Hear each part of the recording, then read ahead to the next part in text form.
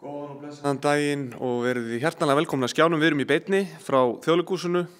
Hákon Jónusson heiti ég og er leikari. Með mér situr hér Matthías Tryggvi Haraldsson, leikskáld og margt fleira.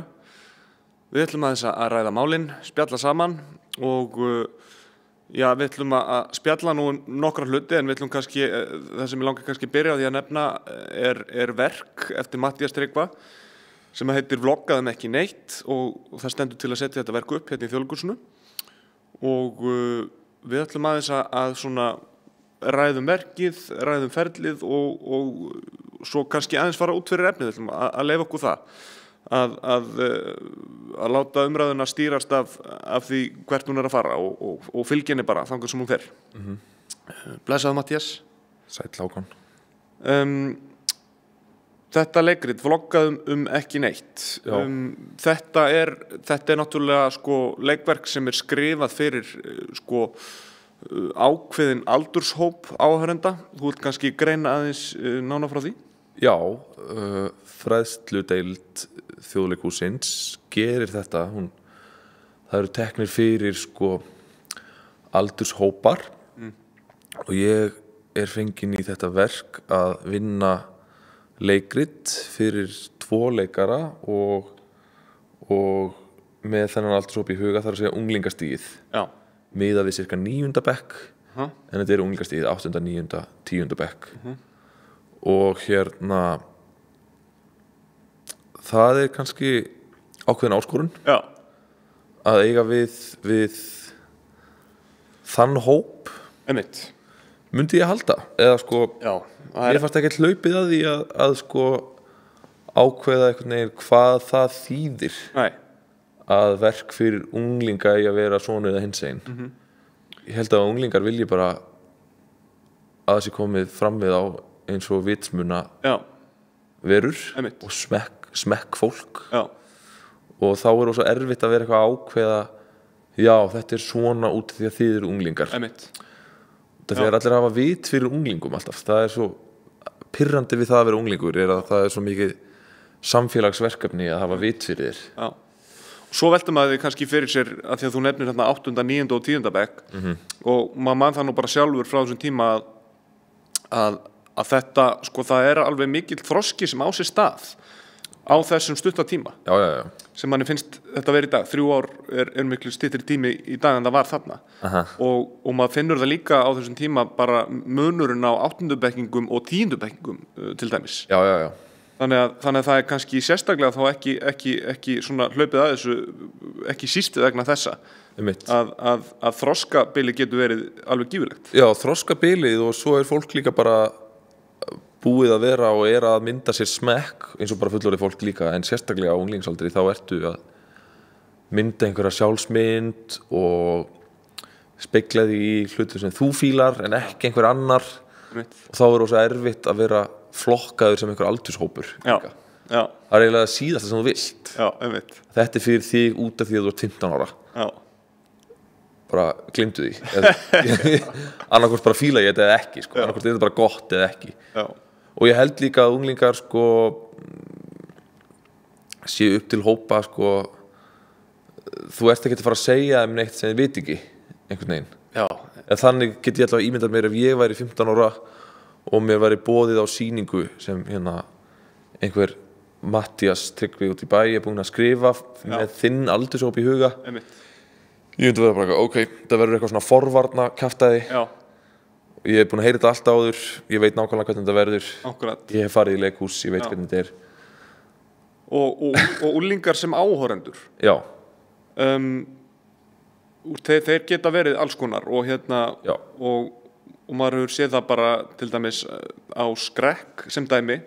Já, þú hefur nú verið að kynna. Ég hef verið að kynna það. Og varst í Skrekk. Já, nei, ég var ekki í Skrekk. Nei, ok. Bara hefði ekki dottið í huga að fara í Skrekk í grunnskóla. Leikhús áhugin var ekki. Nei, leikhús var bara þú veist, í takt við þetta sem þú ert að nefna núna, þú veist, það var þú veist, í samhengi við unglingastíðið. Fyrir mér á þeim tíma var leikhús bara ekkert sérlega töff. Ég hugsaði kannski ekki mikið leikhús en slíkt, en ég hugsaði alltaf Skrekk sem svona, það var ekki alveg málið, Nei. Fyrir mig, en Þú veist, það hressar og jákvæða típur. Já. svolítið óþolandi bara. Já. Ég var þar líka sko, í Hagaskóla. Þannig að við vorum kannski svona eins og þessir erfiðu úlingar sem við erum kannski að tala hérna, sem við jafnvel sjáum í áhorfendasalum. Já. Sem eru hvað svona erfiðu, kannski bara hafa ekki smekk fyrir skrekk. Já, einmitt. Einhverju? Og eru kannski hvað svona erfiðastir, skulum nota það orð. Já. Einmitt. Ég man að ég sá Leg eftir Hugleik Dagsson hér í þessu leikhúsi. Einmitt. Og það fannst mér geggjað. Ég fílaði bækurnar hans sko. Já. Og það var svona gróteskur húmor í þeim sem ég tengdi við. Einmitt. Og tengi ennþá við. Áttirðu Forrest okkur? Já. Ég átti Forrest okkur. Áttan líka, hún var frábær. Og þar opnaðist heimur. Og það svo gaman þegar þú mætir í leikhús og það kemur þér á óvart hvaða leikhús getur verið og það opnast gáttir. Og vonandi verður vloggaðum ekki neitt þannig fyrir að minnsta kosti einn ungling sem kemur. Einmitt. Sko verkið sjálft, ef við förum aðeins bara í það náttúrulega tvo einstaklinga. Já, og þetta bara vel að merkja sko, þetta verk í vinnslu. Já. Ég búinn að vera að skrifa þetta í rúmlega ár núna, on and off, þú veist, ég ekki bara með þetta, en ég að kema að þessu og af og til og búinn að gera í rúmlega ár og að skrifa þetta núna líka með vorinu. Já. Og þetta fer þá væntanlega í æfingar með haustinu. Já.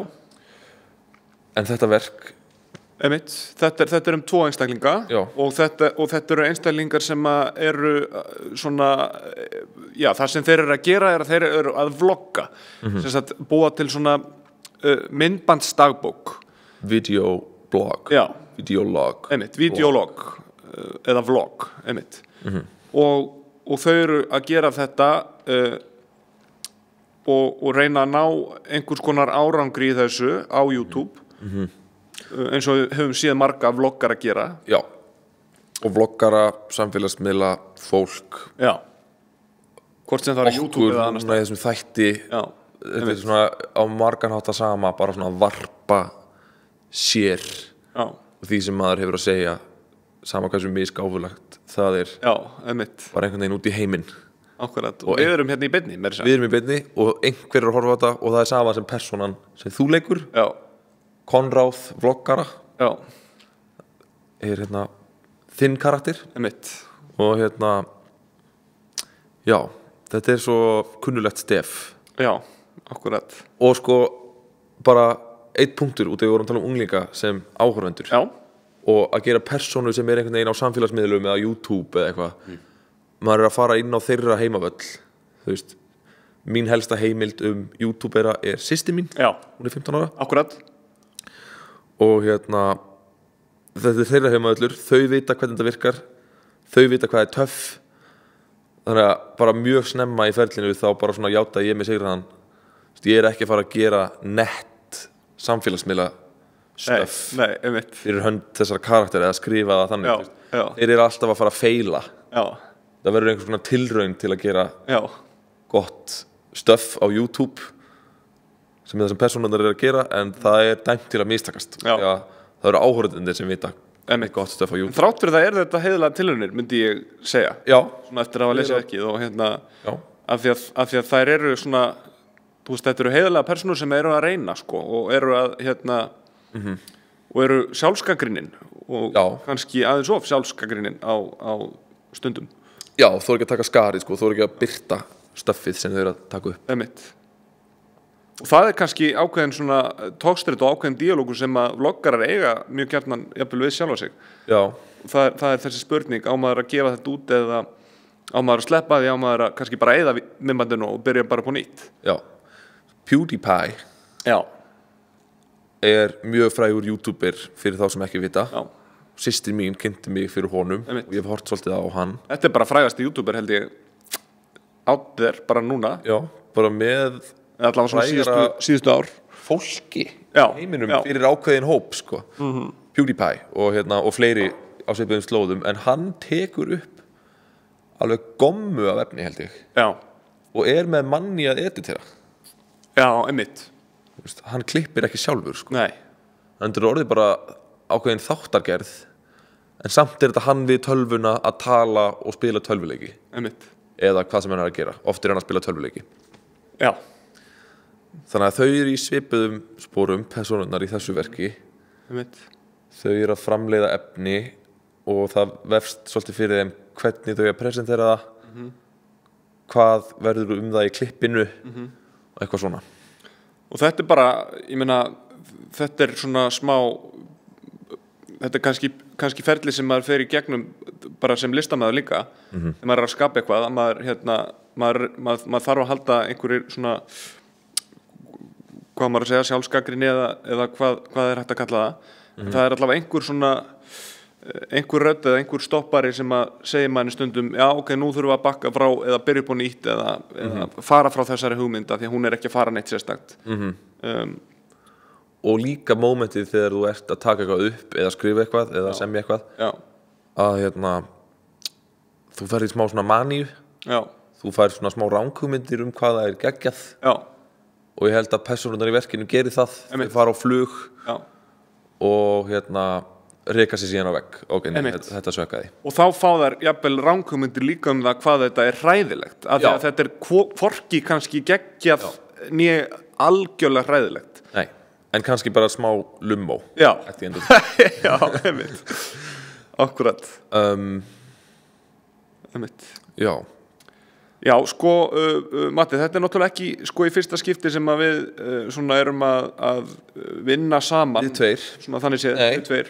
Vissulega ekki. Við náttúrulega gengum saman í Listaháskólann. Já, þú á leikarabraut og ég á sviðshöfundabraut. Já, og svona stunduðum okkar nám samhliða. Já, vorum í nokkrum tímum saman. Já, og við, já, Matti, þú skrifaðir verkið Þvott. Já. Bara þegar við vorum á fyrsta ári. Já. Það var svona hliðaverkefni sem við gerðum. Og sýndum í Tjarnarbíó og það var held ég bara fyrsta skipti sem að ég kynntist þér og sem við unnum saman. Já. Og þá einmitt og jafnframt fyrsta skipti sem ég las leikrit eftir þig. Já. En það má segja svona að ég hafi svona, þú veist, að það er ákveðið stílbragð sem þú hefur sem að einhvern veginn hefur alltaf, maður hefur svona alltaf þekkt. Ok. Alveg frá því að gaman. Já. Hvernig byrjaði þetta hjá þér? Þú veist, hvenær byrjaði þú að skrifa leikrit? Var Þvottur þitt fyrsta leikrit? Nei, reyndar ekki. En það var kannski ákveðin frumraun fyrsta sem ég leikstýri allavega. Ég leikstýri því líka. Og þú reyndar hjálpaði mér manni talsvert þegar þú vart svona reyndari. Já. Farið gegnum fleiri próduktsjónir. Já, einmitt. Já. Þannig að þetta var svona þú sem reynslu meiri leikhúsmaður en samt ég sem svona stjórnandi og þú veist við saman að finna út úr þessum karakter og þessu verki bara. Já.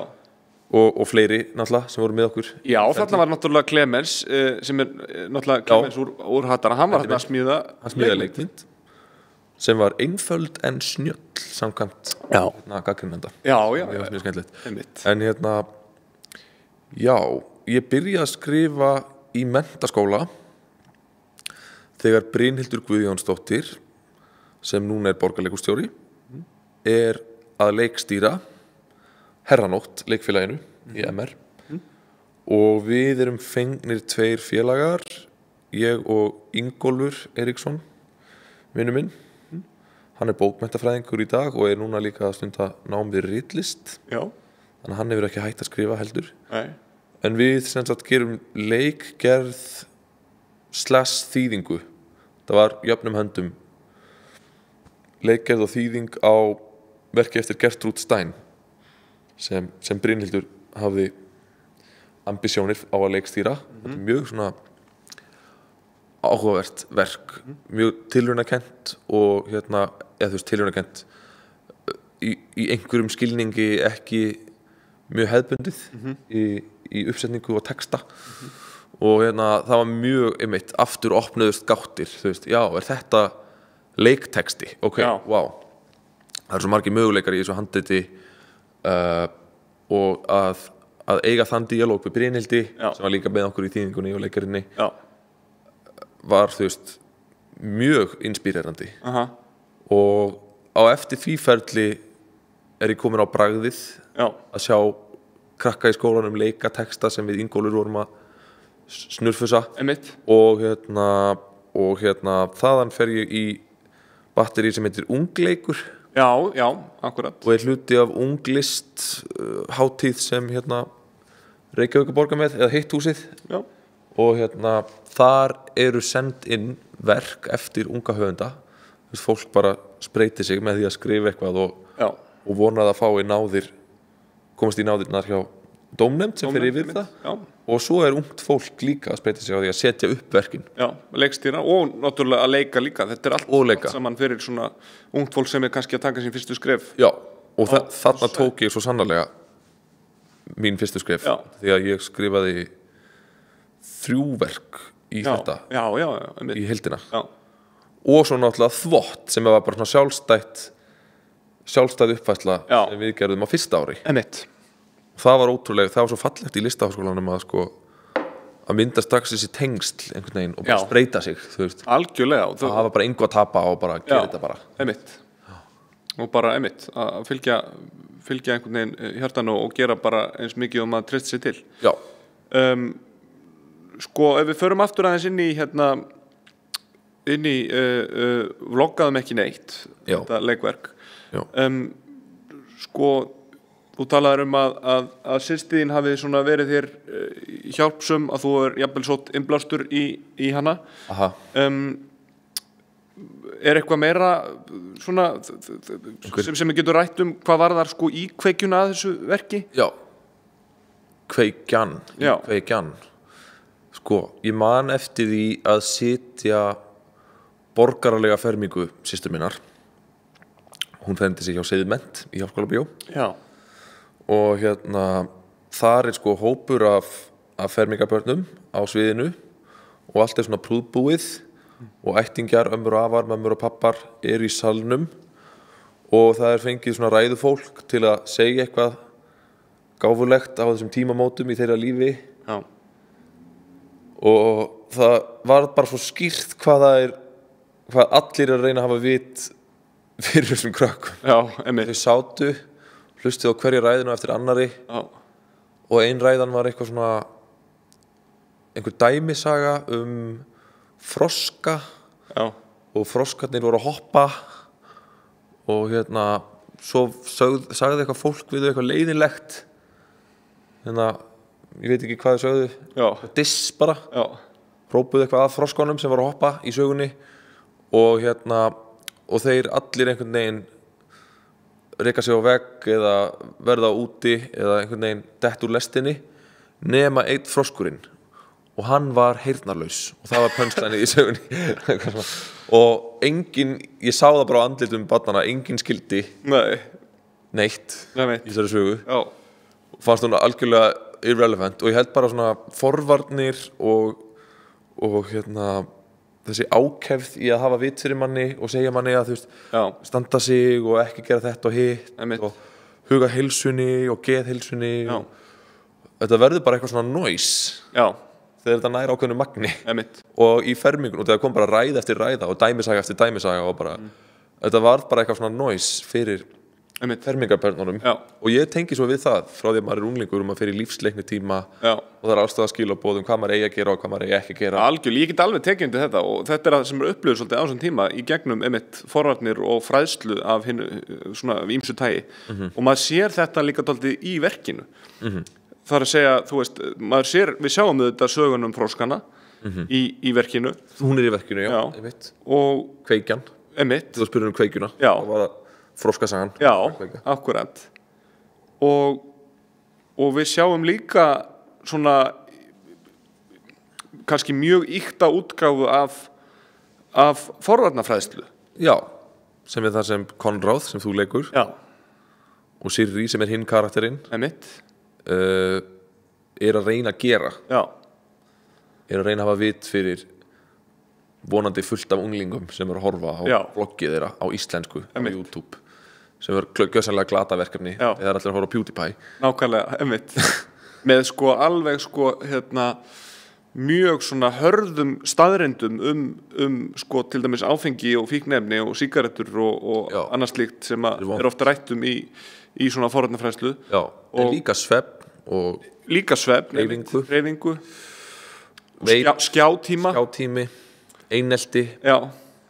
Það eru teknar svona mjög svona einhvern veginn svona fastar skoðanir á þessu og þeim miðlað á mjög aggressívan hátt til áhorfandans. Já, kannski kortir í einhverfan. Já, en þetta einmitt dálítið skemmtilegt af því að þetta kannski nær smá svona á einhvern hátt utanum þennan noise sem þú talar sko.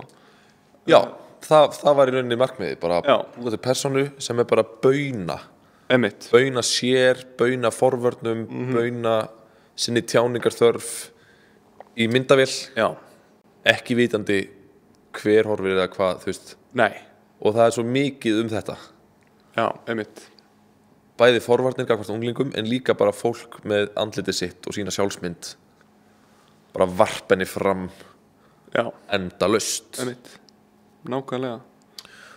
Já, þú nefndir þarna samstarfið Brynhildi Guðjónsdóttur stemma á ferlinum. Já, í Herranótt. Bara á þessum fyrstu metrum hjá þér. Algjörlega. Nú ert þú orðin leikskáld Borgarleikhússins líka og það mjög spennandi. Það mjög spennandi. Það eitthvað sem að þú mun byrja að vinna að strax eða kannski byrjaður að vinna að Nei, það svona markast af næsta vetri, næsta leikari. Já, ég skil. Þannig að þá ég búin að skilja við þetta handrit að vlogga þeim ekki neitt heldur, en fæ nú kannski að kíkja á æfingar. Já. Maður ekki hlekkjaður við Borgarleikhúsið þótt að viðvera sé þörf. Einmitt. En við verðum 2. Já, við verðum 2 þarna. Við Evarún, og þetta fyrsta árið sem það þannig. 2 leikskáld. Það eru 2 leikskáld, já, akkurat. Einmitt. En sko líka bara mjög mikill heiður að fá að koma hingað inn og gera þetta verk og svo erum við farin að skoða möguleikan á því að ég verði einn af 3 sem gerir eitthvað fyrir þjóðleik sem annað svona Já, einmitt sem Þjóðleikhúsið kom að stofnun þjóðleiks en það líka svona sjálfstætt batteri. Kannski segir aðeins frá því hvað þjóðleikur Já, þjóðleikur framtak þar sem leikskáld eru fengin, það verður þá mögulega ég í ár ásamt fleirum og til að skrifa stuttleikrit helst fyrir margar personur út af því að síðan eru hópar út á landi á þessum aldri, sama aldri unglingastiginu sem setja verkið upp Einmitt. Og ólíkir hópar á ólíkum stöðum Akkurat. Setja kannski upp sama verk en með sínum hætti hver og þetta kannski, svo ég bæti við bara sem vangavelta, þetta eru kannski hópar sem að eru út á landi og hafa kannski ekki mikla reynslu af því að vinna í þessu, þetta kannski geti virkað sem hvatning fyrir hvatning vonandi fyrir og eflir vonandi leikhús áhugan hjá fólki og þá kannski einmitt líka gott að hafa verkin jafnvel bara stutt til þess að byrja einhvers staðar en það líka erfitt að skrifa stutt verk fyrir að þjappa en það einmitt Björn Ingi sem bæði yfir fræðslusviðinu og þar að leiðandi með okkur í vlogginu, vloggaðum ekki neitt og mikill forkólfur þessa þjóðleiksverkefnis. Akkurat. Þannig að ég í samtali við hann hvort tveggja og þetta mjög spennandi. Æði tvennt. Einmitt. Þetta það og Hatari náttúrulega kemur síðan í blandið þetta allt saman. Já, Hatari verður þannig að það kannski sýning á vloggaðum ekki neitt og þá verð ég komin í búningin og Clemens og Einar komnir og við tökum kannski lagið kynnum inn og svo ætlum við að sína verkið vloggaðum ekki neitt. Einmitt. Það fer allt saman mjög vel saman. Nei, ég nú að grínast, það verður ekki þannig. Einmitt. En ég held að við séum bara búin að ná nokkuð vel utanum svona grunna að þessu verki. Velta vöngum. Velta vöngum. Já, yfir þessu. Næst verður, Stúdíó Kristall verður klukkan 1 á 3. og 5. dögum, núna í samkomi banninu. Og þar með þýðir það að næst verða hér einstaklingar á 3. daginn klukkan 1 og þá verða Þórey Birgisdóttir og hún Ragnheiður Steindórsdóttir. Það verða hérna og munu ræða málin. En við, Matthías, þökkum kærlega fyrir okkur í dag. Sæl að sinni og fariði varlega, hugsið vel ykkur og ykkar nánustu. Og sprittið hendurnar. Sprittið hendurnar, við kannski gerum það bara hérna til þess að ljúka þessu. Já. Munið að halda fjarlægð. Já. Veit ekki hvort þetta sé 2 metrar hjá okkur. Ég held að þetta sé 2 metrar, ég held að þetta sé bara velmælt hjá okkar uppsetningamanni sem setti þetta upp, þetta dásamlega stúdíó hérna. Já. En við þökkum kærlega fyrir í dag, sæl að sinni og farið vel með ykkur, hugsið vel ykkar nánustu. Matthías, eitthvað að lokum? Nei, þú bara með þetta. Já, við bara þökkum fyrir í dag, sæl að sinni.